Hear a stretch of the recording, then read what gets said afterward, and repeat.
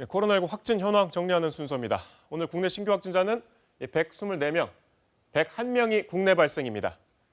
수도권에서 학교 등을 중심으로 소규모 집단 감염이 이어지면서 국내 발생의 80%는 서울과 경기에서 확인됐습니다. 서울에서는 종로구 고등학교와 관련해 학생과 성악 교습 강사 등 16명이 추가로 확진 판정을 받았습니다. 동대문구 노인요양시설, 송파구 병원, 또 강남구 사우나 등 기존에 확진자가 나왔던 집단에서도 계속 확진자가 늘고 있습니다.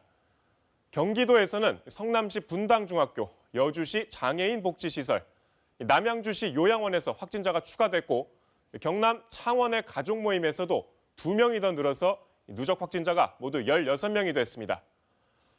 헬로윈이었던 어젯밤 서울 이태원과 홍대 앞 등 유흥시설이 밀집된 곳은 20, 30대 인파로 붐볐는데 아무리 조심을 한다 해도 사람이 몰리면 빈틈이 커질 수밖에 없겠죠.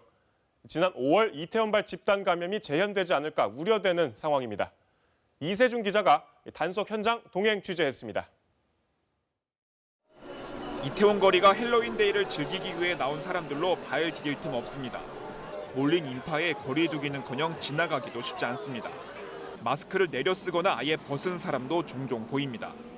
매장 내 방역 수칙은 잘 지켜지고 있을까? 단속반과 점검해보니 휴업한 곳도 상당수지만 일부 업소에선 사람들 간 거리 두기가 지켜지지 않았습니다. 여기 스탠드 테이블 있잖아. 거기 자리가 거리두기 하나도 안 돼. 지금 앉아있는 거 보세요. 아까 보면 다 붙어있고. 마스크를 벗은 직원도 적발됐습니다. 주방 내 조리 종사자 마스크 미착용이야. 인근의 또 다른 가게.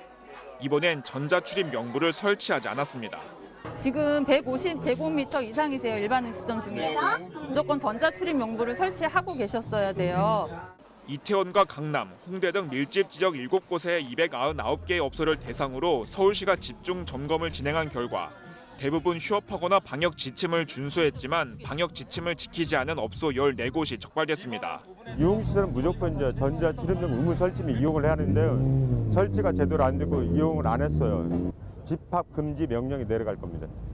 방역당국은 지난 5월 이태원 클럽에서 코로나가 확산된 적이 있어서 이번에는 개인별로 방역 수칙을 어느 정도는 지킨 것으로 보인다며 사태의 추이를 살펴보겠다고 밝혔습니다. KBS 뉴스 이세준입니다.